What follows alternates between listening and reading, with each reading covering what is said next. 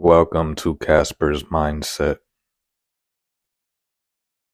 What's up, folks? It's Casper back with another video.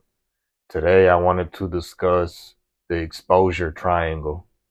Simply put, the exposure triangle is the three key elements for your photography.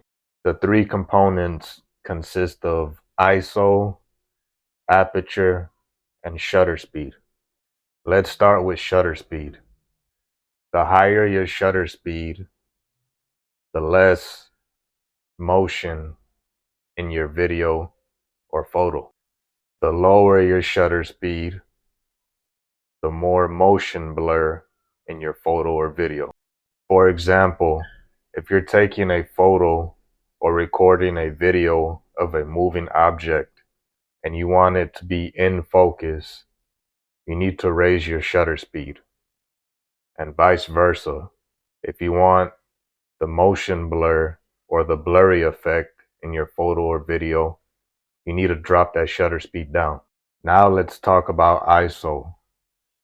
The lower your ISO is, for example, being at 100, the more clear and less grain your photo will have in it or your video. Now, the same goes for the higher ISO, but when you raise your ISO, you have a lot more noise and grain in your photo or video. The best ISO I would recommend you use is 100 to 400, depending on what time of the day it is that you're recording your video or taking your photos. Choose wisely and use the ISO to control the amount of grain, if you do like grain in your photos or video. Finally, last but not least, but not to mention my favorite of the three key elements of photography, aperture. The lower your aperture, whether it be 1.8, 2.8, 4, whatever it is that you decide, if you stick between these, you'll have that nice, creamy, blurry background that us photographers and videographers truly enjoy. But it doesn't work for every photo and video. For example, if you want your subject, whether it be you, another person, or just any object that you're taking a photo or video of in focus, then you need to raise your aperture at least to f8, f10. You can even go up to f22, depending on what kind of lens that you have. The aperture ranges will vary.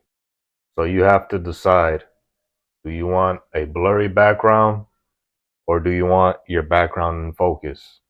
The choice is totally up to you.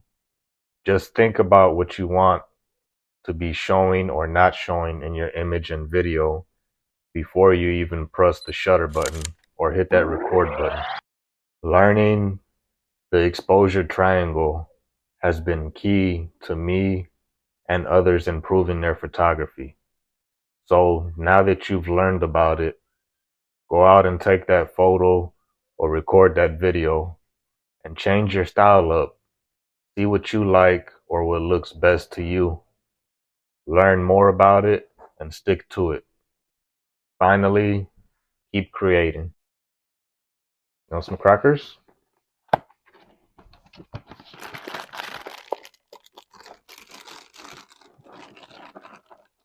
Here you go. One more. That boy. Sorry about that. My son wanted some crackers.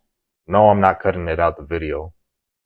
Lastly, if you enjoyed this video or learned something, feel free to give me a thumbs up, subscribe to the channel if you haven't already, and make sure you hit that bell.